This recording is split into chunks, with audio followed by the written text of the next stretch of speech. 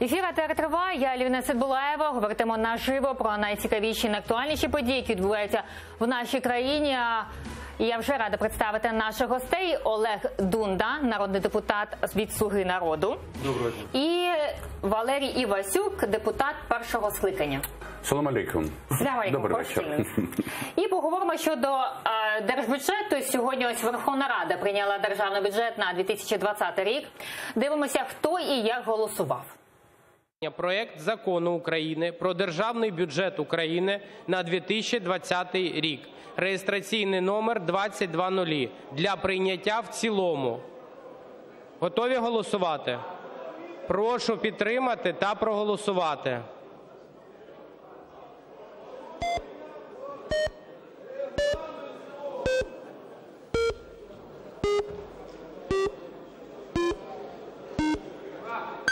За 280 рішення прийнято. Бюджет прийнятий. Дякую вам, колеги. Покажіть, будь ласка, по фракціям.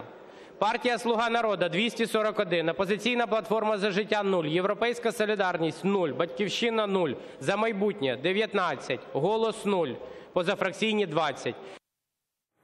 Ось ми бачимо, що проголосували за бюджет, підтримали «Слуга народу» позафракційне і «За майбутнє». Я гадаю, чому «Європейська солідарність» голос не підтримав? Ну, ці ж «Європейська солідарність» з самого початку вони ж об'явили, що вони опозиція. І тому вирішили не голосувати? Вони практично нічого не голосують. Пан Валерій, ви також так думаєте? Чому не голосували? Да. Ну, тому що за це голосувати не можна. Це голосують тільки люди, які хочуть України не перспективи, а хочуть України знищення. Якщо буде можливість, я поясню. Поясніть, будь ласка. Ви розумієте, якщо взяти державний бюджет, дві складових – це видаткова і прибуткова частина. То можна побачити, що за всією симптоматикою діяльності уряду на чолі з людиною, яка швидше схожа на якогось приказчика в лавці, ніж на прем'єр-міністра, за стилем своєї поведінки, за стилем вдягатися, хоча б це, можна побачити, що від першого читання, від першого подання до Верховної Ради цього бюджету до сьогоднішнього ухвалення прем'єр-міністр звернувся до Верховної Ради про зменшення прибуткової частини бюджету на кілька десятків мільярдів гривень. Що ж складається прибутковий бюджет? Ну, перше, основоположні цифри. Він говорить, що курс, з чого йде розрахунок бюджету витрат, курс долара до гривні буде 27 гривень за долар. Але функція, і я би сказав би якість національної валюти, не скільки за неї можна купити доларів, а її купівельна спроможність цієї гривні. В Японії кілька тисяч єн коштує $1. Як живуть японці, як живе Україна. Тобто, якщо взяти купівельну спроможність гривні, вона падає щодня. Тому що ростуть ціни, тому що йде державна спекуляція на національній валюті і на доларову весь час. Зрозуміло. Пан Валерій, я хотілося дізнатися, це поганий бюджет, це середній бюджет, чи ось, крім долара, чи такий добрий, який... Це не бюджет. Не можна поставити знак плюс або знак мінус. Це, в принципі, не бюджет. Ось, Олега, бачите? Це мішок грошей, які є, чи які будуть. Да? І от розписано, на що це буде витрачатися, в залежності від близькості до партії, як вона там називається. «Слуга народу» перед вами. «Слуга народу». Все. Пане Олеге, що ви прийняли сьогодні в Верховній Раді? Опонент каже, що це не бюджет.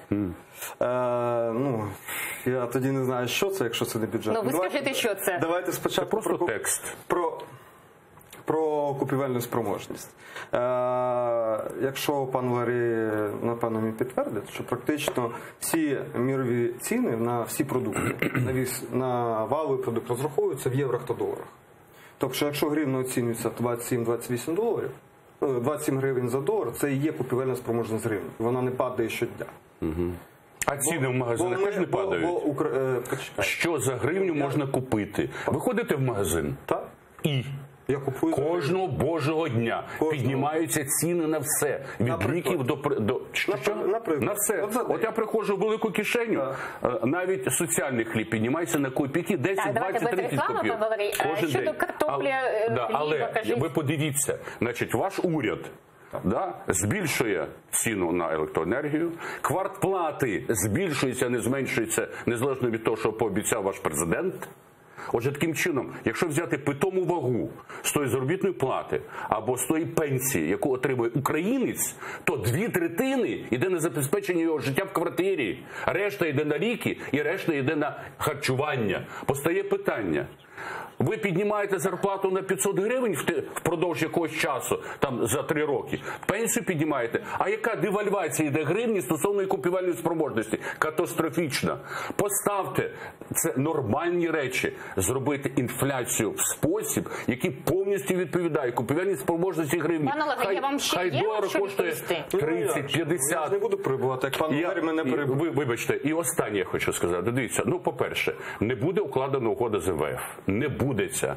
Не буде укладена угода по транзиту газу території України, звичайно, якщо президент, даруйте на слові, не скорбиться. Не продасть Україну з Пане Валерій, патраками. давайте дамо слово пану От, Олегу, тому прибуткової частини бюджету має бути немає. З вашою баланс. повагою, як депутата першого скликання, я вас не перебивав. Правильно? Це І дав висловитися другий раз. Ну, Кажіть, так чи ні? пане При Олеге. всій повазі, все ж таки депутат першого скликання. Але ж прошу повагою до мене, хоча я депутат 9-го скликання. Дуже дякую. Дивіться, якщо ми продовжимо далі, відносно подорожчання в будь-якій країні світу є інфляція. Так? Яка інфляція в Україні? Ви ж кажете, що кожен день зростають ціни. Оскільки, за скільки ви ж були, ви ж кажете, можете уходити кожен день там, до супермаркету. І кожен день зростають ціни. От скільки за день зросли ціни? Ви ж фіксуєте? Звичайно. Наскільки? Наскільки що? А Ну, дивлячись на що? От я вам скажу, я після електротравми поранення приймаю Ренітек і Конкор. Це препарат, який я приймаю впродовж 20 років. Да? Я купую це кожного місяця. От мій Ренітек за останній місяць зріс на 70 гривень. Іншого препарату він коштує? на сьогоднішній день десь близько 300. Отже, таким, 300? да. Отже, таким дивіться. чином я не можу поміняти препарат. Якщо поміняю, просто помру. Валерій, я зрозумів, ми ж не Да. про це. А чого про це? А чого ж не про це?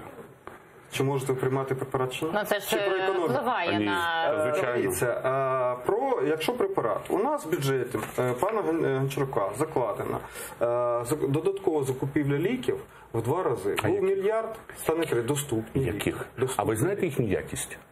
Тобто, Не знаєте. яка їхня? А от дивіться, в Україні згідно програми закупівлі ліків закуповуються, по-перше, не бренди, а генерики. Більше того, генерики, які не мають перекваліфікації Всесвітньої організації охорони здоров'я. От ви скажіть, якими ліками лікуються діабетики в Феофанії, які уряд ваш пропонує українцям? Що це за інсулін? відповідно до ліків, у нас уряд наш. Да, І да. ваш так само. Ні, це не мій уряд. Ваш так само, ви громадян України, це ви так само. І президент, кстати, теж ваш. Боже збав, я ніколи не вживаю 2 слова. Президент і Зеленський – це антагоністи. Як ви живете в цій країні? Дуже просто. Сподіваюся, що це швидко закінчиться. А якщо не закінчиться, ви емігруєте? Всьому є кінець. Ну, я розумію. Як довго плануєте? Вам, я думаю, що до березня місяця. Добре. А якщо не буде, емігруєте? Буде. А якщо щось, ми знову Стосовно зустрінемося в міграції, студії. я між іншим маю щодо- політичний притулок в Великій Британії. Я мав отримати громадянство в 2005 році, але повернувся в Україну. Я маю статус зараз резидент. Я кожного дня можу отримати це громадянство в Великій Британії. Це по справі Ви Донгадзе. резидент Великої Британії? Да. Тобто ви живете на 2 країни? Ні, я живу в цій І вам країні, я громадянин. Україна постільки поскільки? Ну, У вас є запасний аеродром. У мене запасного аеродрому немає. Я в Україну повернувся. Але ви запасний аеродром з себе Ні, залишили? це не запасний. Я не можу звертатися до Ви Великої Британії. можете залишити. Чому ви мене можете відмовитися звинувачуєте? резиденції. Я ні в чому не звинувачую. Ну, так що ж ви мелите? Я повернувся в Україну. Правильно. Ну, так і все. Але запасний аеродром Це залишили. немає запасного аеродрому. Запасний аеродром для мене – це байкове кладбище. Ви ж резиденцію Я ще раз можете кажу, відмовитися, запасний правильно? аеродром, а я не можу відмовитись, тому що я Ні. Може. Ні, це конвенції, ні. Вони несуть за мене відповідальність. Ви можете відмовити. Подати документи? Я не в Британії живу. Повертаючись до бюджету, тому бюджетом, який ви кажете, що це не бюджет, а якась там книга, чи як ви сказали? Книжка. Книжка. Тетрадка. Бюджетом практично передбачено підвищення фінансування медицини, підвищення фінансування доріг.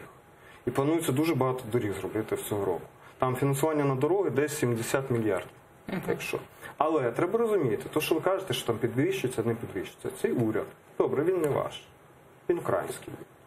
Він Український. Український. Він всього працює 2-3 місяці. І ви хочете, щоб отак за день все змінилося? Він на сьогоднішній день вирішує ті питання, ті проблеми, які були накопичені за останні 5, 6, 10 років колишнім урядом.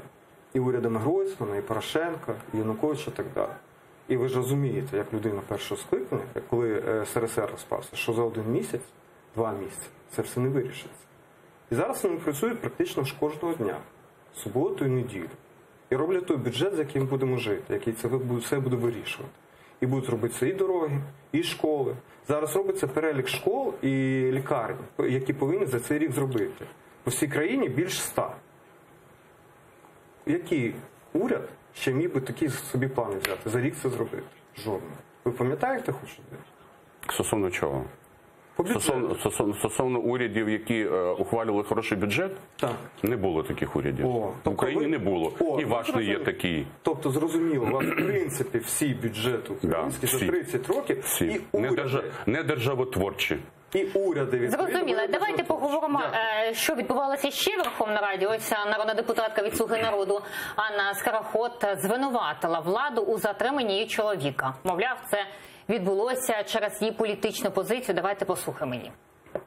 Сьогодні за мої політичні вподобання, за мої політичні бачення і за те, що я не голосувала так, як мені вказувала фракція, за дорученням одного з замів адміністрації президента мого чоловіка було затримано незаконно. Підставою стали мої голосування в залі,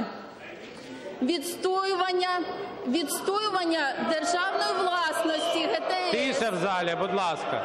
А також червона кнопка проти земельного відкриття ринку землі.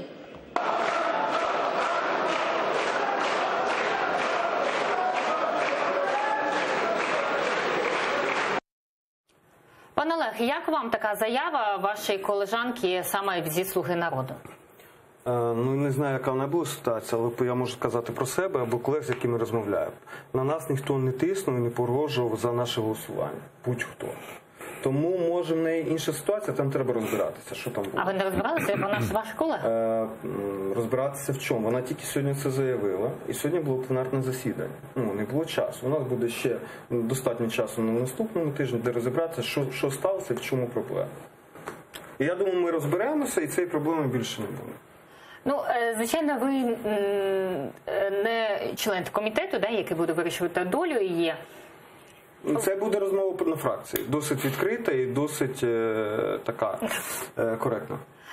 Пане Валерій, як ви гадаєте, чому саме таке сталося сьогодні в Верховній Раді? Чи вже є у «Слузі народу» якісь свої розколи такі? Ну, мене це мало цікавить. В принципі, є у них розколи чи немає. Тут є більш важлива, скажімо так, голосова озвучена сутність партії «Слуги народу», їхньої фракції у Верховній Раді.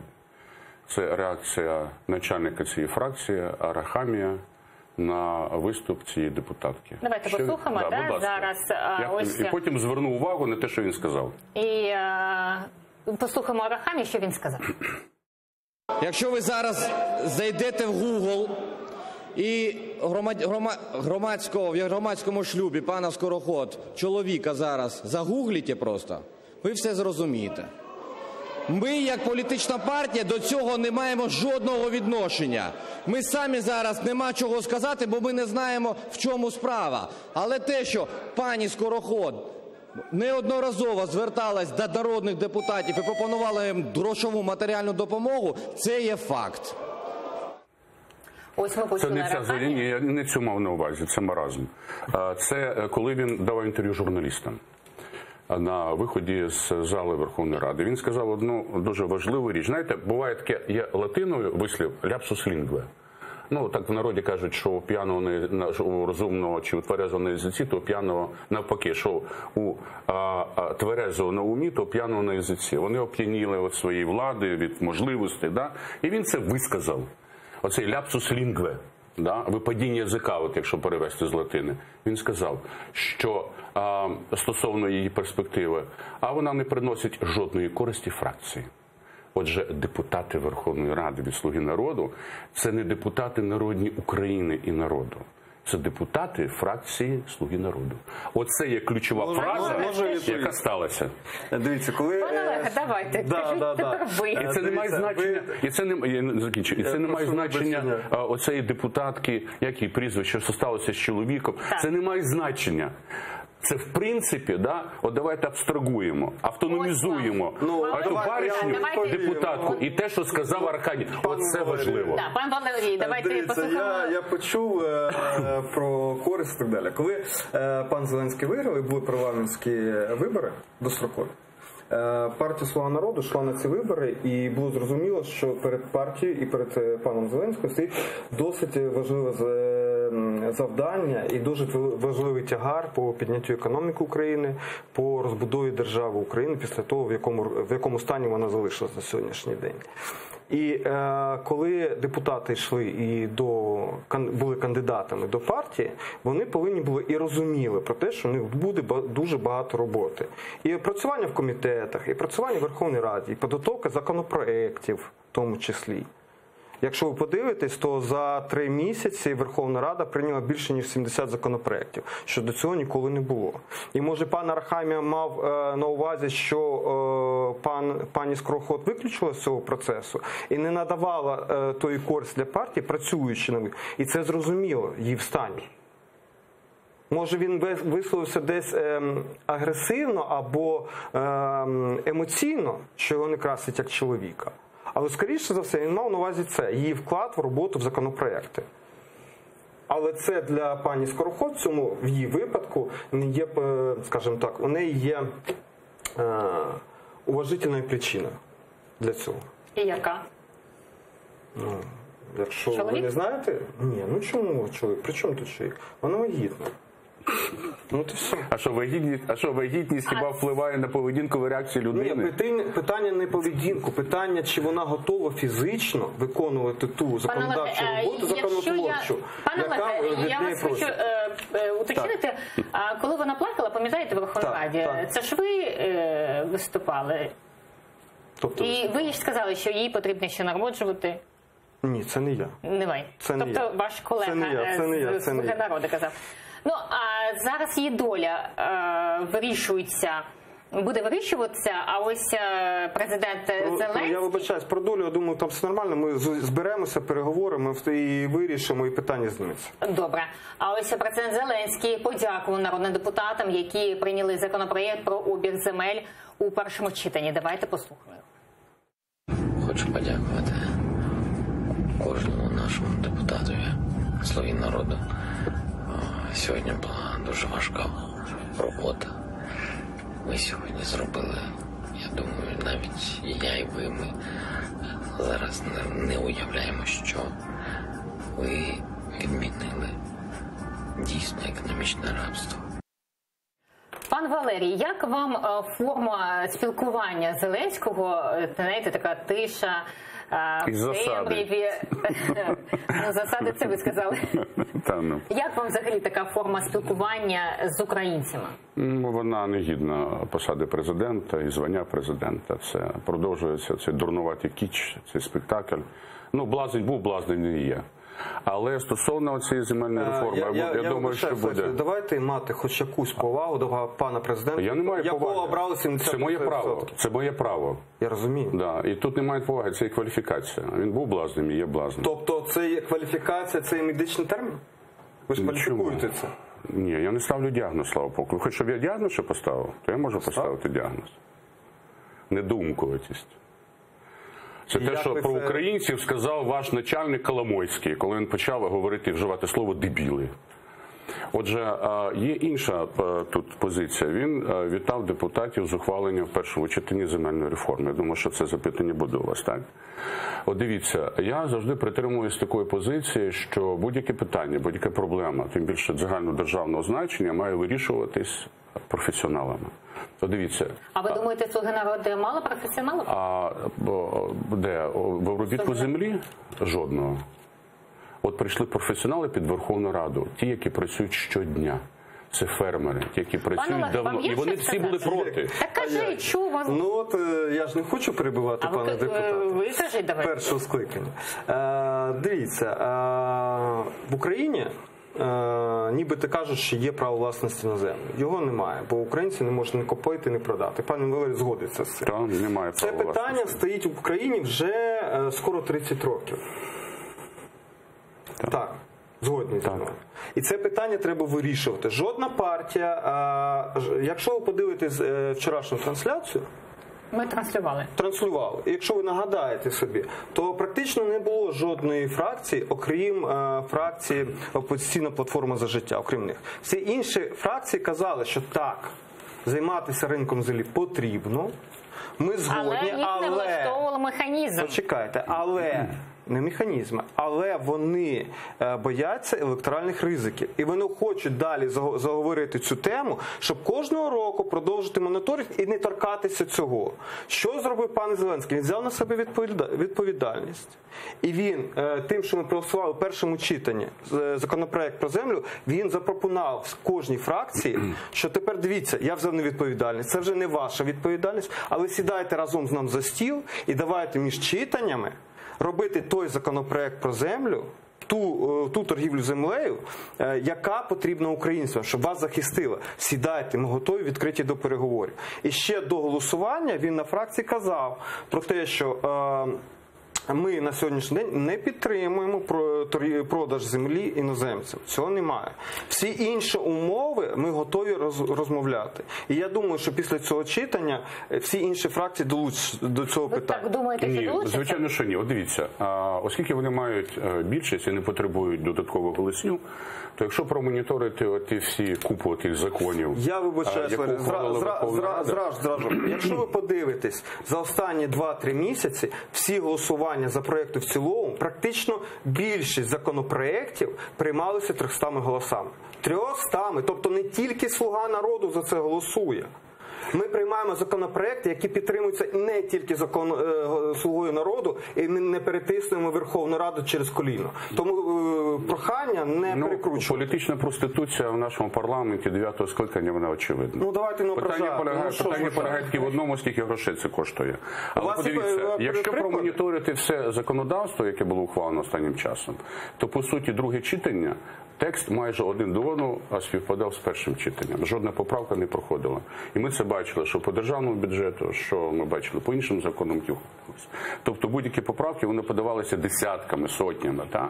Вони всі не голосували. Валерій, це перше. почекайте, друге, сьогодні... дивіться, питання приватизації землі і питання Валерій, правильної... пане Валерій, щоб ви не перескочували, я зразу відповім на вашу тезу про те, що правки не голосуються. Буквально сьогодні, якщо ви подивитесь ще раз, було проголосовано те, що просили Асоціації міст городів, Асоціації міст України. Була проголосована правка залишити акциз на містах, місцевих бюджетах. Ну як це не голосують? Набрало 275 голосів, а кажуть, не голосують. Це одна поправка, яка абсолютно не міняє сутність цього закону. Отже, дивіться, перед тим, як зробити таку важку операцію, бо по суті, ввести ринок землі в Україні – це важка операція. Для того, щоб провести її, треба підготувати. Підготувати чим? По-перше, всі питання, які стосуються купівлі-продажу, закладання, спілкування з самою державою, яка тобі надає таке право і повинна його захищати, все зводиться інтегрально до судів. Судова система в Україні не є на боці громадянина. Це очевидно для всіх. Перше. Друге. Для того, щоб запустити ринок землі, треба ввести всі так мовити, обслуговуючі інститути, які дозволять людині що вирощувати, які дозволять зберігати, у нас немає бази зберігання. Третє, обробляти, щоб була продукція. І четверте, продавати. І саме головне, має бути утворений інститут земельного банку. От якщо це все зроблено, от тоді можна запроваджувати в повному обсязі поняття право власності на землю. Пане Олеге, цього немає? Поставили воза поперед пані. Я вибачаюся зразу ж. Ви кажете, що немає інфраструктури працювання з землею, зберігання, це говорять ті, хто обробляють, це говорять фермери. Напевно, останній раз дуже давно було Києвом. Якщо ви вийдете за Київ, ви побачите, що практично у кожного більш-менш крупного фермера є своя база для зберігання, є свої елеватори, вони сьогодні не багато коштують. У нас в портах багато терміналів для зберігання. У нас це транспорт. Заїдьте, наприклад, у Фасті, ви це все побачите. 60 кілометрів від Києва. Ну, виїдьте хоч раз за Київ, подивіться. Хто володіє? Який начальник агрохолдингу? Фермери володіють. Це неправда. Ні. Ну ви ж говорите неправду. Якщо люди приїжджають до Верховної Ради і говорять, ті, які обробляють землю кожного дня, люди добрі, ми не можемо взяти 200 тисяч гектарів, тому що ми не обробимо це. А хто візьме? Правильно, візьмуть ті, які за кордоном, або через ваших олігархів, ті закуплять цю землю. Ну, це безполезний розговор абсолютно. Ми зараз в Google зайдемо, я вам покажу. Тоді хто біля Верховної Ради? Можна вас взяти і поїхати. Ви бачили, що люди приходили і на тракторах приїжджали до Верховної Ради. Хто ці люди тоді, які приймали? Я приведу приклад. Ви знаєте, хто прийшов? Дивіться, я ж їх не питав. Я буквально за 2 дні. Ви не цікавились? Буквально за 2 дні до цього голосування до мене прийшли фермери з Фастовської, Сквирського району, Макарського, з моєго округу. І в нас була про це розмова. Що виявилося? Що, наприклад, є населений пункт, де населення 800 осіб. Там всю землю так чи інакше тримають 3 фермери місцеві. 3 фермера. Всього лише 3.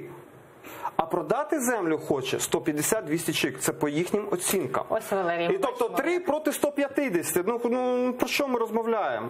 Я їм кажу, хлопці, якщо ми не зробимо вільний ринок землі, рано чи пізно ці 150 людей, які не можуть отримати гроші, яких ви тримаєте в заручниках, вони вам спалять вашу хату. Воно вам потрібно? Пан Валерій, вам є що додати? Ні, я не збираюся реагувати на неправду. Те, що я сказав. Отже, я ще раз повторюю, коли під Кабінет міністрів, під Верховну Раду приходять матері хворих дітей, коли приходять лікарі, коли приходять Академії наук, кажуть, люди добрі, ми гинемо. А в уряді сидять, на це не звертають увагу. Хто з них професіонал? Так і тут. Приїхали люди, які щодня, це ж не люди куплені. Ну, може, скаже там, хто там, цей Богдан казав, що платили гроші, хто прийшов на Майдан. Може, і він скаже, що платили гроші тим, хто приїхав з цих фермерів. То хто розумніший? Депутати Верховної Ради чи оці фермери? Хто розумніший, хто більше на цьому знається? Я повторюю, ринок землі в Україні потрібен. Треба дійсно ввести інститут приватної власності на землю. Але для того, щоб це зробити, треба зробити оці передумови, про які сказав. Це цивілізований шлях, який проходила вся світова спільнота. Більше того, при царському кривавому режимі, коли після скасування цього рабства, як це воно називалося? Кріпацтво, да. Значить, перше, що було зроблено, це утворено земельний банк. Земельний банк – то той інститут, без якого не може функціонувати ринок землі. А я вам розповім, як це було, якщо ви не пам'ятаєте. У нас залишилася хвилиночка. Кажіть, пане Олег. Це була реформа 19 сторіччя, там 60-70 роки, по якому можна було продавати, купувати землю, але за згодою місцевої общини, громади. В результаті ці громади нікому не дозволили цього зробити. Вони забрали всю цю землю собі, а от ті фермери, які до мене приїхали, ми за 1,5 години розмови, я спитав, а які умови ринку вам потрібні? Знаєте, що вони відповіли? Вони розповіли про ту саму історію. Ми хочемо, щоб держава викупила цю землю і віддала нам в керування. Вам нічого не нагадує? Отакі у нас фермери. Ось такий у нас був ефір. Олег Дунда, народний депутат фракції «Слуга народу», діючий депутат, і Валерій Івасюк, депутат першого скликання. Дякуємо, що були з нами. Далі ефір продовжують Прайм Скрипін. В гостях у нього Олексій Кучеренко, народний депутат, фракція «Батьківщина». Залишайтесь з нами.